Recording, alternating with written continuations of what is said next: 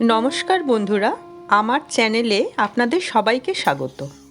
এই গরমে পেট ঠান্ডা রাখতে ট্রাই করুন পাট শাকের এই রেসিপিটি। সর্ষের তেল গরম হলে ফোড়নে দিচ্ছি 2 শুকনো লঙ্কা। শুকনো লঙ্কাগুলো কালচে হয়ে যাওয়া পর্যন্ত ভাজতে হবে। এবার এতে দেব 1 চামচ কালো জিরে।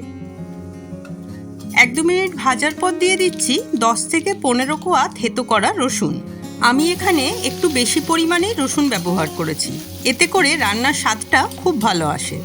রসুনের রং হালকা বাদামি হওয়া পর্যন্ত ভেজে নিচ্ছি। ফোড়নগুলো ভালো করে ভাজা হলে শাকের স্বাদ অনেকটাই বেড়ে যায়। এই পর্যায়ে দিয়ে দেব 500 গ্রাম ধুয়ে বেছে রাখা পাট শাকের পাতা আর 1 চামচ নুন। শাকের সঙ্গে সমস্ত উপকরণ ভালো করে মিশিয়ে নিতে হবে। পাট শাকের পাতাগুলোই শুধু আমি বেছে নিয়েছি এই রান্নার জন্য। নাড়াচাড়া করতে করতে দেখুন শাক অনেকটাই কমে এসেছে আর জলও বেরিয়েছে কিছুটা। এবার এখানে দিয়ে দিচ্ছি 1 কাপ মতো জল, যাতে শাকটা ভালো করে সেদ্ধ হয়।